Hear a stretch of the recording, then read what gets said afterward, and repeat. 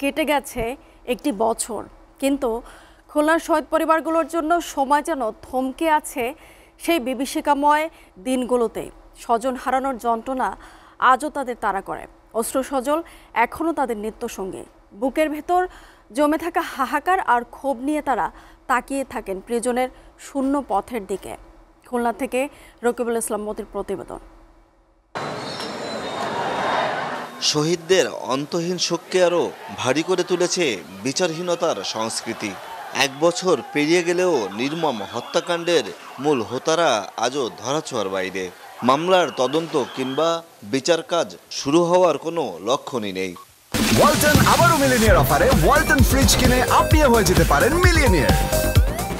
ফলে ন্যায় বিচার পাওয়া নিয়ে গভীর হতাশায় পরিবারগুলো। আগামীতে যদি হয়, আমরা তো সেই আশাই আছি যে আওয়ামী লীগের বিচার হবে, খুনিদের বিচার হবে। শুধু বিচার নয়, অসম্পূর্ণ চিকিৎসা আর তীব্র যন্ত্রণা নিয়ে তারা ঘুরছেন দাঁড়ে দাঁড়ে। চোখে মুখে অনিশ্চিত ভবিষ্যৎ। একটু সুস্থভাবে বেঁচে থাকার আকুতি নিয়ে এখন তারা সরকারের জরুরি সহযোগিতা কামনা করছেন। আমার থেকেও গুরুতর আহত অনেক সহযোদ্ধা আছে, যাদের কারো চোখ নাই, যাদের কেউ হাত হারিয়েছেন, যাদের কেউ পা হারিয়েছেন। এখন পর্যন্ত চোখের ভিতরে 3টা গুলি আমি বহন করছি। এটার জন্য আমার আরেকটা অপারেশন বাকি। গ্যাজেটভুক্ত হওয়ার জন্য আমরা আবেদন করছিলাম, এখান থেকে প্রায় 1 বছর হয়ে যাচ্ছে, কিন্তু সেইখান থেকে আমরা কোনো গ্যাজেটভুক্ত হতে পারিনি। আর পুনর্বাসন তো তার অনেক পরে। জুলাই গণহত্যা মামলার দ্রুত তদন্ত করে প্রকৃত অপরাধীদের গ্রেপ্তারে দাবি করলেন বৈষম্য বিরোধী ছাত্র আন্দোলনের এই নেতা।